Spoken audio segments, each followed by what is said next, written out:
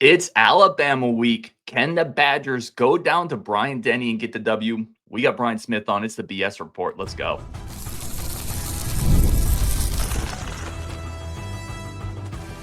You are Locked On Badgers, your daily podcast on the Wisconsin Badgers. Part of the Locked On Podcast Network, your team every day. What is going on, Badger fans? Welcome to Locked On Badgers, your team every single day, part of the Locked On Podcast Network. Thank you for being here, making this one of your first listens every single day. Thank you for being part of the community. My name is Ryan Harings. I'm your host. Today's episode, we're talking about Alabama week. What do the Badgers need to do to go down to Bryant-Denny, make it a game? Can they make it a game? We got an expert coming on to talk about that, plus some recruiting. We got some recruiting visits to talk about. We got Brian Smith coming on. Brian, it has been a minute from the portal, also does Locked On Florida State, which makes you a very interesting guest for today's show. It is Bama week, man. Yeah, Bama has a ton of talent, but are they congruent? They have some question marks at different places, so they're an interesting study. Well, let's start there. Week one, we saw, I think the nation, everyone who watches college football saw what happened. Florida State, Alabama. Week two, they win 73-0. LA Monroe, Ty Simpson, 17-17. Who is Bama good? Like, I mean, how good is Bama is the better question. Well, that depends on your perspective. Like, they didn't play with the ferocity against Florida State that you expected. Florida State was the aggressor, period. And that caused problems for Alabama. In particular, for Wisconsin, I think the player they need to beat, assuming he's still starting, is Wilkin Formby. He's the right tackle, humongous guy, but he's not that good in pass pro. And I think you can beat him, and that's just an example. But like up front, Caden Proctor is probably going to be the first tackle off the board in this next year's draft, but he wasn't that dominant against Florida State. So part of it was effort. So which Alabama are you going to get? The one that just won, 73-0 or something like that? Or are you going to get the one that played against Florida State and was flat for much of that game?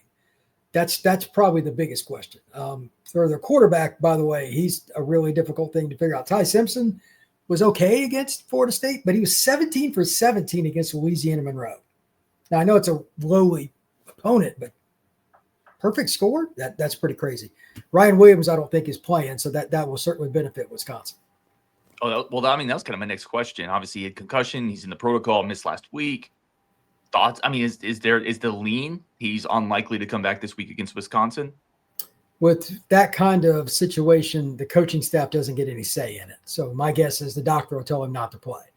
And because he knows he's got an NFL future, he doesn't, it's just not like it used to be. You don't have to, if you're a top 20 kind of pick, and he will be, they're not going to rush back. No offense to him or anybody else. I wish kids would want to come back, but and I know Ryan a little bit, but I'd imagine he's going to hold himself out until SEC play would be my guess. I think he should. I think he should take another week, rest up, get perfect. I agree with it. I'm right there with it. This is just me looking out for his safety, of course. I'm sure. Obviously not a team bereft of athletes, though. You have Bernard behind him. Who else, assuming maybe Ryan Williams doesn't play, who else do the Badgers need to look out for? Well, Jeremy Bernard, because he was single covered with Ryan Williams on the field, destroyed Florida State. He had 155 yards or something like that. But now you don't have Ryan. You can be more balanced. But Bernard's one of the best route runners in college football. He's very consistent. He's number 5 for Bama. He's the guy that you should follow. And then as far as running backs, they haven't anybody really stand out. But Richard Young was a freak. He was squatting 495 when he was 15 years old. I watched it. He's from Florida. They got a plethora of big backs. Daniel Hill was a freight train. He's a kid out of Mississippi that everybody recruited. And then just overall on defense, the matchup, and I don't care which side he's on any given play, number 4 for Bama, Quay Russo. He played at Montgomery Carver. He was a national recruit, and he's one of those twitchy guys that can really get after it. Can they get him out of position, fool him on misdirection, different things? That's a guy that can cause some havoc. Tim Keenan in the middle is kind of the key. He'll take up double teams. But they've just got massive human beings up front. I'm not sure how Wisconsin is going to run the ball, but that's what I said about Florida State, and they're in for 230. So, again, how much effort does Bama show? I'm not convinced on them, but every player they have is a 4- or 5-star recruit. Well, let's talk what Florida State did they used some of the quarterback run game. I thought hurt Alabama a little bit there. You know a little bit about Danny O'Neal. We talked a little before the show, a mobile quarterback. Not that he's Castellanos, not that he's that guy, but yeah, I don't want to take the one-to-one parallel. But can Danny move the pocket a little bit, get outside, make some plays against this? And what are your just kind of general quick thoughts on Danny O'Neal for the Badgers? I knew Danny when he was in high school. He was an Indianapolis kid. I think he played at Cathedral. He played for C3 for my buddy Dwayne Carter for a little bit. I really think that he's the kind of guy that's annoying as all get out because he will make you miss, he'll extend plays, and he will go run. My bigger concern for him is not running, it's getting down. Like he's one of those guys that might be a little too competitive at times. Need to get down. You're the second quarterback. We don't want to see the third one. That's how that works. But at the same time, he's pretty accurate. If you can get him in rhythm. Now, can they separate at the line? Because Bama, they've got corners. They can man up against Wisconsin. Vinny might have a deep ball. Like he's so fast. That'll be interesting to see how they play Vinny.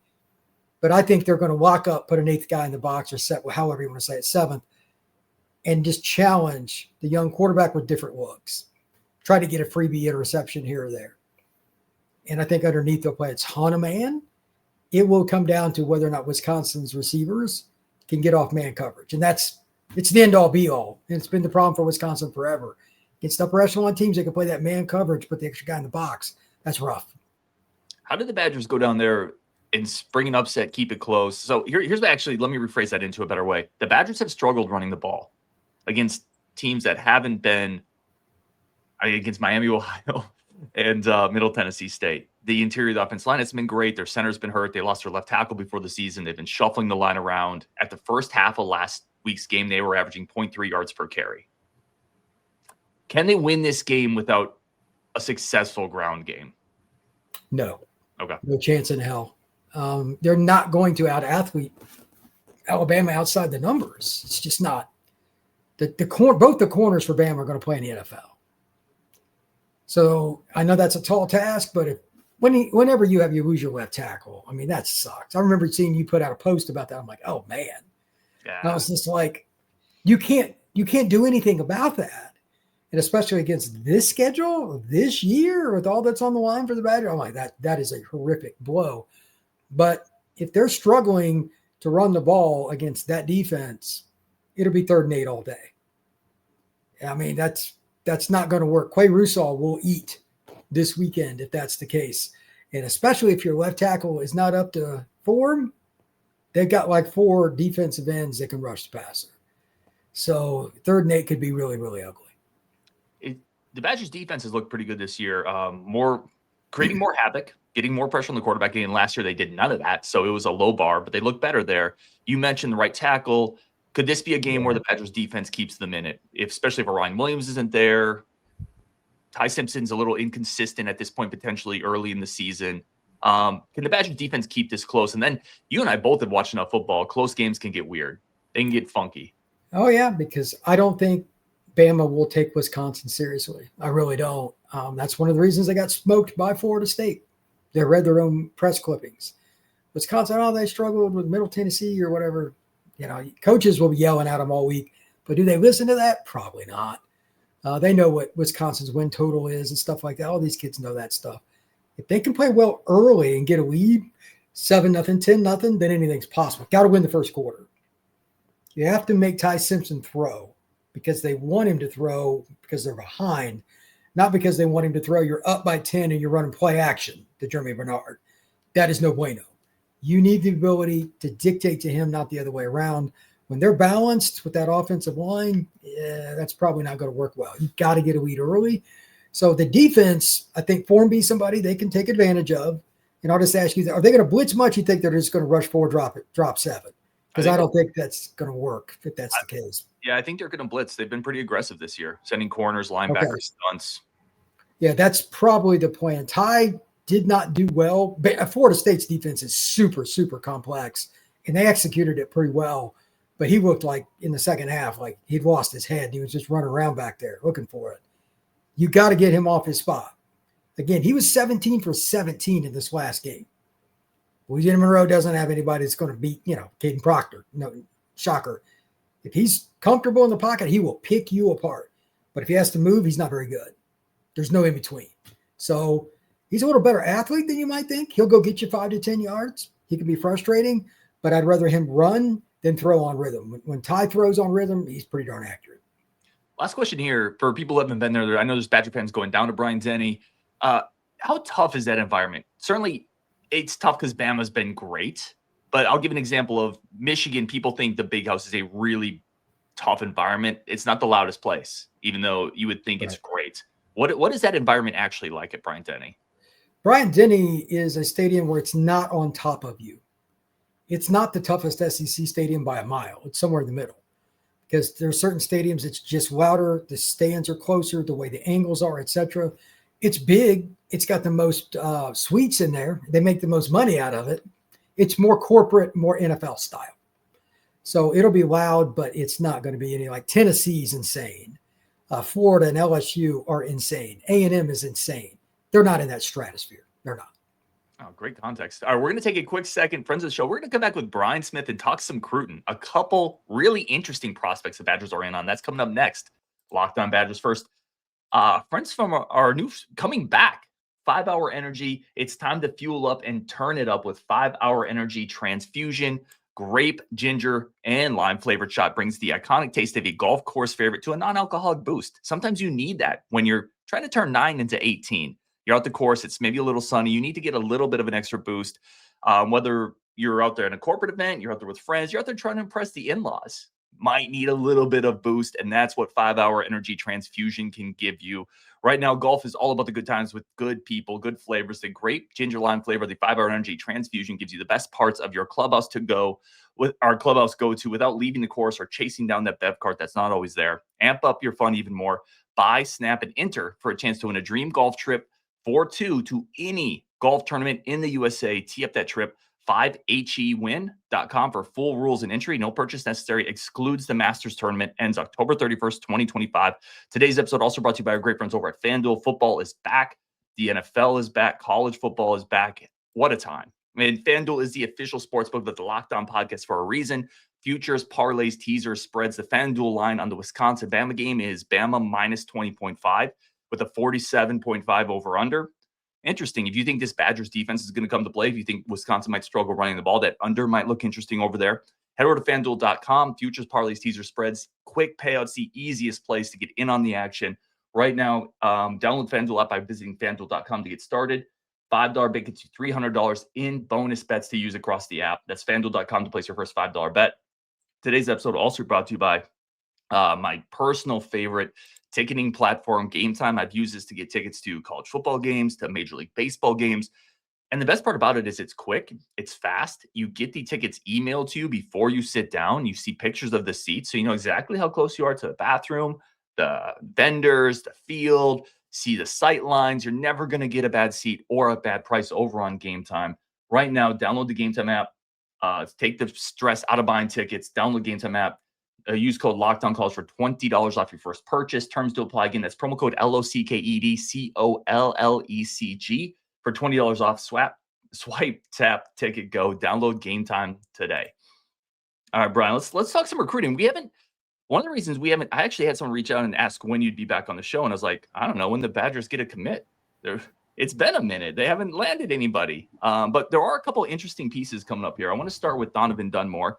He's going to be coming down to the Maryland game. He's a cornerback, 6 foot, about 185 pounds. Currently an Oregon State commit.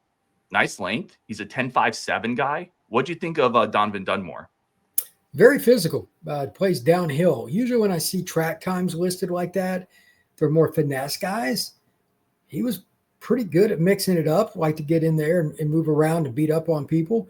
And I also think he's a guy that isn't afraid of contact in general because he's a punt returner. That's usually a sign as well. So I'm curious to see where he will play in college, whether it's the Beavers, the Badgers, or somebody else, because he could be a free safety, a receiver, a corner, probably play running back. He's just a dynamic athlete. Oregon State getting that kid is a steal. Like, how do they get a 10.57 guy? I was like, what? Maybe he's a weight to the game. He's a track kid. They finally got to go out for football, be my guess. That's the only thing I could figure because that doesn't make much sense. That's more of like a Michigan, Texas kind of thing normally. So if the Badgers can steal that kid, that's a guy that's going to play right away. Yeah, Kid's going to play right away, no doubt about it. It almost feels like, well, and to your point, they may not be able to keep him, right? How did Oregon State get him? Well, they may not be able to keep him now that some of that film is coming out. But you hit on something I noticed just watching the film. He's punt return, kick return. He's got some receiver clips. He's playing corner. He's playing off. He's coming up. You just get an athlete sometimes. Get an athlete, put him in the system, let the coaches figure it out, because you can't really teach 6'1", 6 foot, 10, 5'7" speed, and a guy who likes contact. It's a hard cocktail to find. Those are basically the corners that Alabama has. That's what Wisconsin's going against. This kid fits their profile. Same thing. I'm sure you would trade right now your corners for theirs. That's what this is. This is a major step up. Got to have some of these guys if you're going to compete at a high level in the Big Ten. And again, I think he would play right away, probably be in the 2 deep before the middle of his freshman year. Let's talk about another one. Cole Ryder, I think it is actually. 6'7", offensive tackle, Wisconsin, Germantown, 2027. Now we're going a year in advance, along with maybe the tight end Lork. This feels like maybe the best prospect in Wisconsin in the 2027 class, or at least in that discussion. 4-star kid, offer list already from Ohio State. Wisconsin's been in on him a lot. What do you see with Cole when you watch him on film? He's got pretty good coaching to this point. He's not a kid that he's massive. He's like 300 pounds. He's not trying to just run over everybody. He's got good patience. He's got length. He's got power. He's been coached enough not to always just pop up and just use his strength to run over guys. Obviously, a high school football player like him anywhere pretty much runs over everybody, especially in a state like Wisconsin. But he's got good patience with when he wants to strike or if he wants to play it passively or aggressively on a play. Smart kid. Now the question is, can he play left tackle? I'm pretty sure he can play right tackle, no problem. If he can learn to play left, that's a kid that could play for many, many, many years. So the size and the length are exactly what you're looking for. This is the guy that Barry Alvarez was trying to recruit 25 years ago. And to be honest with you, this kind of kid that Wisconsin's got to start getting again. Too many of the players from that state leave now, and Wisconsin's got to get more of them. I can see why he would be a priority for anybody in the Midwest, to be honest. What are you looking for when you're looking at a 2027? Like we're looking at a 2027 kid against, let's be frank, not the highest level of competition. He's already 6'7", 290. What are some things you can pick out and say, I'm going to plant my flag there, but these other things I just can't figure out because the competition and the age isn't there? That's why I look at the technique more. There were a few plays where he just buried a kid, and I'm like, well, the kid was an idiot, and he ran right into the chest of a 295-pound guy. What did you expect to happen? So he overwhelms those guys, but it's when he has, like, they'd run zone. You'd have a guy lined up in front of him, and he's playing right tackle. He's got an angle. He's got to go get somebody that's smaller than him. That's all technique stuff because that guy's faster. Like, he's got length. His arm length is exactly what you're looking for. But he didn't waste steps. He wasn't a guy that was slow off the ball. I'm like, okay, you can do this. Do I want to see him become more explosive? Yeah, but he's still got 2 years of high school starting right now. By the time he finishes, this could be a top 10 national offensive tackle, maybe top 5. This is the kind of recruit that can play early anywhere. Wisconsin, Alabama, Ohio State, wherever. So I think the sky's the limit for him. He has to keep working on explosiveness and flexibility because the size he's already NFL size pretty much, another 10 pounds. And he's just getting his driver's license. So, yeah, I don't think he's got any concern there. And again, if he does those things and he can play left tackle, he could be a Sunday guy. Love it, man. It's always great to get Brian on. Brian, where can people find everything you're doing, especially over at the portal? I know you got a bunch of stuff going on at all times. Yeah. We're talking about what's going on with the soon-to-be coaching firings. By the way, Billy Napier, hope you enjoyed Gainesville, Florida. That's not going to work out for you. That was my podcast today, talking about my top 5 hot seat. We're going to have a lot of recruits that are flipping soon because of this stuff, and the portal's about to get real busy again. So check us out on the Portal Podcast, all the same places you watch Locked On Badgers or listen. Same thing for the Portal Podcast. Absolutely love it, man. Go check out what Brian's doing. Recruiting is the lifeblood of everything we do at college football. So go check out his work at the portal. On Wisconsin, let's beat BAMA. We'll talk tomorrow.